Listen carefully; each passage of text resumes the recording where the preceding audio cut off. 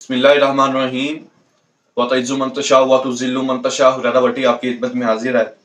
नाज़रीन, अगर आवाज़ में मेरी किसी किस्म की कोई बंदिश हो तो माज़रत उसके लिए, क्योंकि गले में ख़राबी है। ठीक है जी, तो उसके लिए मैं माज़रत चाहता हूँ। पहले ही सबसे पहले आप ये ऊपर तस्वीर जो मुलाहज़ा कीजिए, ये है मकबूज़ा कश्मीर।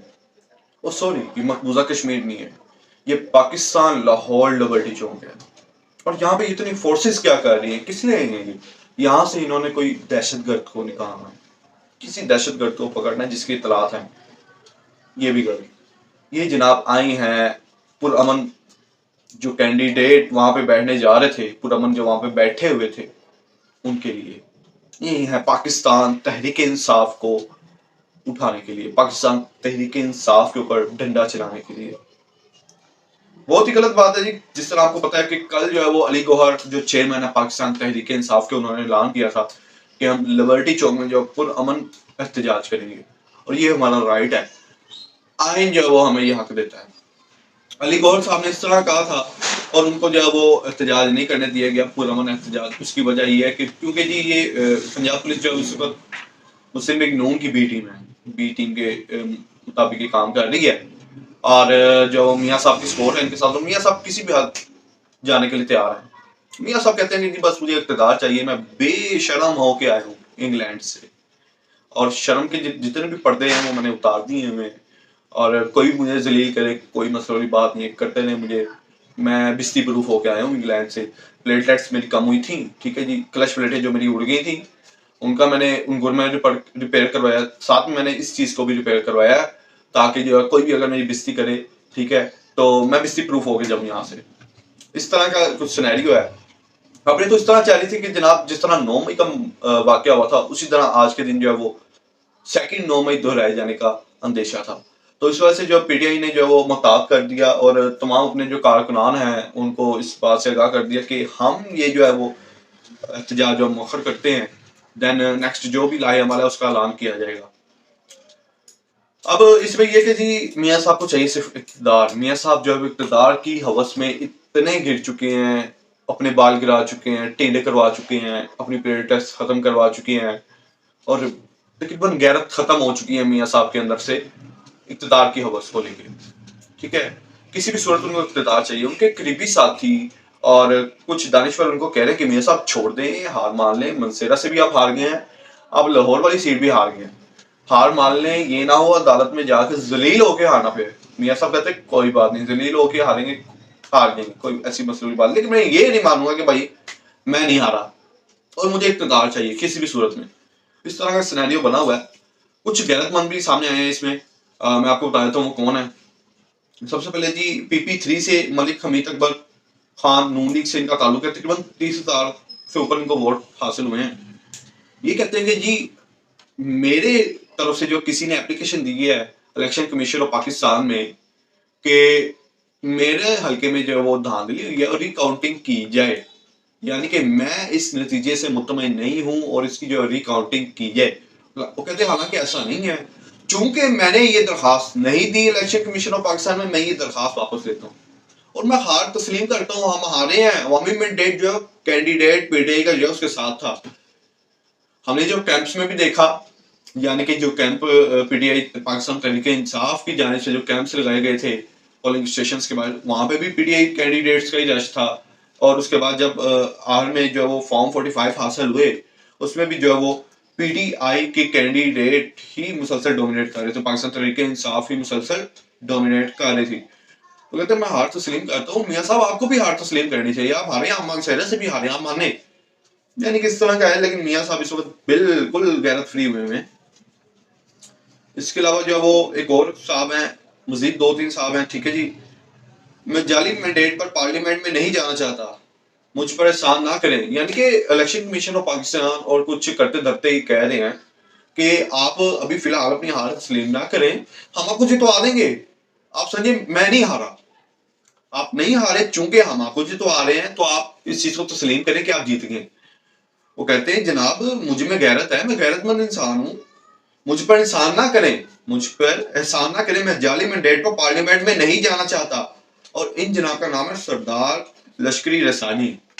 ठीक है, अब ये गैरतमंद इंसान है। इस तरह की गैरत मियाँ साहब के अंदर भी जागनी चाहिए, क्योंकि मियाँ साहब बिल्कुल आउट ऑफ फॉर्म हुए हैं इस वक्त, और समझ नहीं आती क्या करना चाह रहे हैं मियाँ साहब। अगर ये हुकूमत बना भी लेते हैं मिलके, ठीक है, और उनके जो वो पास इनके मुखालिफ जो है वो अपोजिशन इतनी स्ट्रांग होगी कि इनको हिलने नहीं देंगे, इनको इधर से उधर खिसकने नहीं देंगे, इतनी मजबूत जो वो अपोजिशन होगी।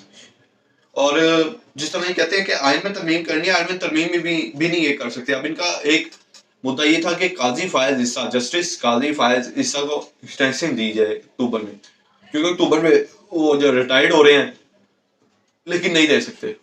कैसे दे सकते हैं आप मुझे ये बताएं, किस तरह मुमकिन है? अपोजिशन ही इतनी स्ट्रांग बैठी हुई है पार्लियामेंट में। तो ये चीजें देखना बहुत जरूरी है। अगर तो पीटीआई फिलहाल तो अक्सरियत में, अगर पीटीआई की हुकूमत आ गई वेल एंड गुड, अगर हुकूमत नहीं भी आई तो अपोजिशन में बैठ देंगे, इनको मुद्दे मुद्दे पे इनको जुत्ती पड़ेगी, और पानी में भिगोई जुत्ती पड़ेगी, लिपतर पड़ेंगे इनको। इस तरह का जो है वो सिनेरियो होगा कुछ। अब एक और न्यूज है जी, लाहौर से कामयाब होने वाले वसीम कादिर 121 एन ए वसीम कादिर का मरियम नवाज से मुलाकात में नून लीग में शमूलियत का ऐलान। इनके ऊपर पहले से ही शक था कि कुछ बुरा करने जा रहे हैं।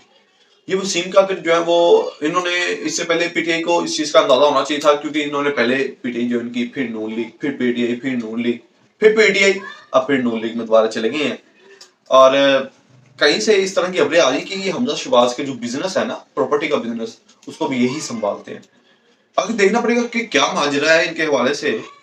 इन्होंने जो शेख रोहेल असगर को हराया general Waseem Qadir general election में, ठीक है जी, नून लीग के साथ पीटीआई सेक्रेटरी, जो वो पीटीआई में जनरल सेक्रेटरी थे, ठीक है, इन्होंने जो वो शेख रोहेल असगर को हराया जनरल इलेक्शन में। ये गुज़िश्ता जनरल इलेक्शन हुआ इसमें। हल्की बात करते हैं, फॉर्म 45 की बात कर लेते हैं। हम सिर्फ ना एक हल्की की बात करते हैं। हल्का पीपी 169 के 179 पोलिंग स्टेशंस के फॉर्म 45 के मुताबिक मियां महमूद रशीद 30,000 की लीड से जीत रहे हैं, जिन्हें 20,000 से हरा दिया गया। अब जनाब इसी तरह का सिनेरियो जो है ना, वो तकरीबन हर जगह चल रहा है। कैंडिडेट, ये तो फिर भी कम लीड है, कैंडिडेट 50-50 60-60 हजार की लीड से लाहौर में से जीत रहा है, लेकिन उसको जो वो अगले दिन वो सो के उठता है तो वो मामला आती कोई रात को, मुझे लगता है वोटर ही निकल जाते हैं। काफी वोटर आते हैं जो मुस्लिम लीग नून को जो वोट डाल के चले जाते हैं। कोई खलाई मखलूक जो वोट डाल रही है, इस बात का इल्म नहीं है कि कौन डाल रहा है। अब जनाब इसी तरह की तमाम केसेस हैं, और आज एक वीडियो भी आई मेरे पास, ग्रीन कलर के कारपेट के ऊपर बैठ के मुसलसल रिटर्निंग ऑफिसर जो है वो फॉर्म 45 बना रहे धड़ाधड़ नए सिरे से, ठीक है जी। अब नए सिरे से फॉर्म 45 बना रहे हैं। एक वीडियो बनाता हुआ शख्स उनके पास गया, उन्होंने पूछा कि क्या कर रहे हैं, वादे बोल रहे हैं कि जनाब फॉर्म 45 बना रहे हैं। क्यों बना रहे हैं आपके पास? ये तो फॉर्म 45 जो है वो ऑन द स्पॉट देना होता है पोलिंग स्टेशन में जो है वो पोलिंग एजेंट को, कि ये जो है वो रिजल्ट है, तो ये आप किस बुनियाद पे बना रहे हो? कहते कुछ नहीं, वो देख के बना रहा हूँ। इस तरह के सिनेरियो कुछ चला है, तो देखते हैं क्या होता है, क्योंकि फॉर्म 45 जो सेम इनके पास है। इसके अलावा जो जमातुल इस्लामी ने भी जो पाकिस्तान तहरीक इंसाफ की हिमायत का ऐलान कर दिया, कल से जो जमातुल इस्लामी भी मैदान में उतरेगी और प्रॉपर जो वो आगे कानूनी तरीकाकार से इसको फैसलों को लेकर चलेगी।